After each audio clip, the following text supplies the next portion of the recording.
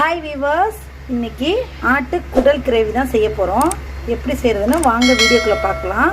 ரொம்பவும் டேஸ்ட்டாக கிரேவி எப்படி பண்ணுறதுன்னு ஃபுல் வீடியோ பாருங்கள், எப்படி இருக்குதுன்னு பார்க்கலாம். குடல் கிரேவிக்கு ஃபஸ்ட்டு நம்ம கொஞ்சமாக எண்ணெய் சேர்த்துக்கலாம்.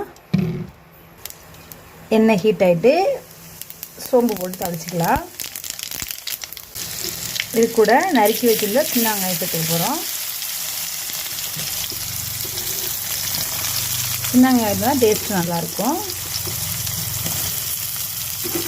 சேர்த்து நல்லா வதக்கிட்டுடுவோம்.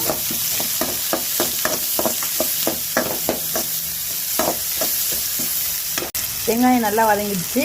அந்த டைமில் ஒரு பச்சை மிளகாய்,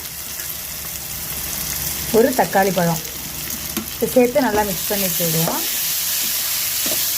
தக்காளி பழம் நல்லா வேகட்டும். இது கூட கொஞ்சமாக இஞ்சி பூண்டு பேஸ்ட் போட்டுப்போம்.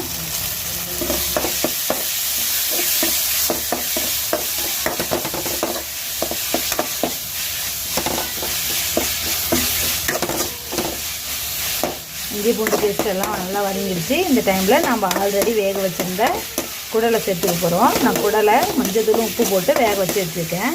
இதை அப்படியே நான் இதில் கொட்ட போகிறேன்.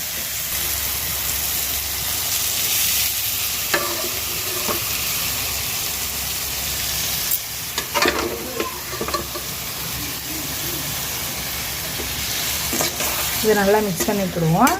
நான் இதில் தண்ணியெல்லாம் சேர்க்கலை, கிரேவி செய்யறதுனால தண்ணி சேர்க்காமல் செய்ய போகிறேன். குடல் நல்லா ஃப்ரை பண்ணிவிட்டு கொஞ்சமாக நான் குழம்பு மிளகாய்த்தூள் போட்டுக்கிறேன். உங்களுக்கு எவ்வளோ காரமோ அந்த அளவுக்கு போட்டுக்கலாம். நான் தண்ணி எதுவுமே ஆட் பண்ணல, ஆல்ரெடி நான் வேக வைத்த தண்ணி கொஞ்சமாக இருந்துச்சு, அதையும் சேர்த்துக்கிட்டேன்.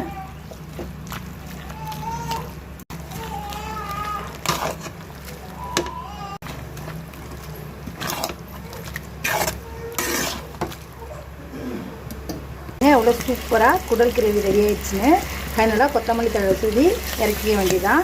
எவ்வளோ சூப்பராக வந்திருக்குன்னு பாருங்கள். நீங்களும் கண்டிப்பாக வீட்டில் ட்ரை பண்ணி பாருங்கள். ட்ரை பண்ணி பார்த்துட்டு எப்படி இருக்குன்னு கமெண்ட் பண்ணுங்கள்.